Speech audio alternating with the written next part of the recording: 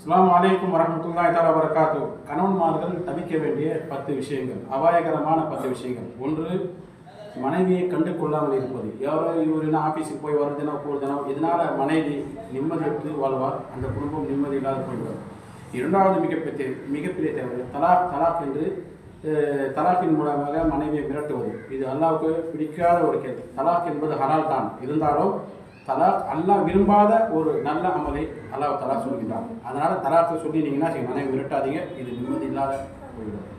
மூன்றாவது, இரண்டாவது திருமணம் நான் செய்து கொண்டு மிரட்டுவோம். ஆனால் அல்லாஹ் தஆலா 4 மனைவிமார்களை நீங்கள் திருமணம் செய்து கொள்ளலாம் என்று குர்ஆனில் சொல்லி வாஹித் என்ற வார்த்தை வருது. நீங்கள் ஒரு மனைவியோடு உங்களுடைய தேவைகளை பூர்த்தி செய்து கொள்ளுங்கள். ஏன்னா நீங்கள் நாளைக்கு 4 மனைவி செய்து நீங்கள் நரகவாதியாக ஆகக்கூடாது அப்படின்னு சொல்லியிருக்காங்க. ஏன்னா 4 மனைவியிடம் நீதமான முறையில் உங்களால் நடக்க முடியாது.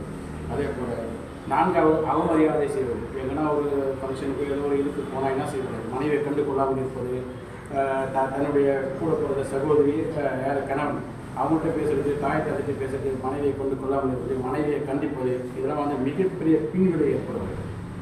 5வது, மனைவியிடம் நேரம் கொடுப்பது. நேரம் என்பது மனைவியின் கட்டாய கடமை, மனைவியின் உரிமையாக இருக்கிறது. நேரம் என்பது மனைவியின் உரிமை தொகை. அதனால தான், ஏன்னா நீங்கள் திருமணம் செய்வீங்க அன்றைக்கே நீ என்ன செய்வீங்க? அல்லாஹ் தஆலா மஹர் கொடுத்து உன்னுடைய மனைவிக்கு நேரமும் கொடு. நீ மஹரை மட்டும் இல்லை, நேரமும் கொடு, சோறு சாப்பாடு எல்லாத்தையுமே கொடுன்னு தான் சொல்லலாம். ஒரு சாப்பாடு மட்டும் சொல்லலாம், நேரத்தை கொடு அப்படின்னு சொல்லி தான் இந்த குர்ஆனோட ஆயத்து நமக்கு உணர்த்தி காட்டுகிறது. 6வது, சிறிய விஷயங்களுக்கு குறை காணுவது. ஏன்னா ஸல்லல்லாஹு அலைஹி வஸல்லம் அவங்க சிறிய விஷயம் இருந்தால் மனைவிமார்கள் பாராட்டினே செய்வாங்க, குறையை தீர்த்து விடுவாங்க. சிறிய குறை மிகப்பெரிய தலாக் குறைக்கு சேர்ந்தோம். 7வது, மனைவிக்கு மட்டும் கட்டுப்பாடு, தனக்கு கட்டுப்பாடு இல்லை. இவர் யார்கிட்டனா பேசுவார் கொள்வார், மனைவி மட்டும் நீ புர்காவில் அவன்கிட்ட பேசக்கூடாது, உன்னுடைய சகோதரனை உடன் பிறந்த சகோதரன் நீ பேசக்கூடாது, உங்களோட அப்பாட்ட பேசக்கூடாது அப்படின்னு சொல்லி கட்டுப்பாடு விதிப்பார். ஆனால் இவர் எல்லாத்தையும் பேசிட்டு இருப்பார், அந்நியான்கள் அந்நிய பெண்கள் எல்லாத்தையும். அதே போல் 9வது, மற்றவர்கள் உடைய மனைவியை என்ன செய்வார்? புகழக்கூடாது அவர்கிட்ட. 10வது, பழி சுமக்கூடாது.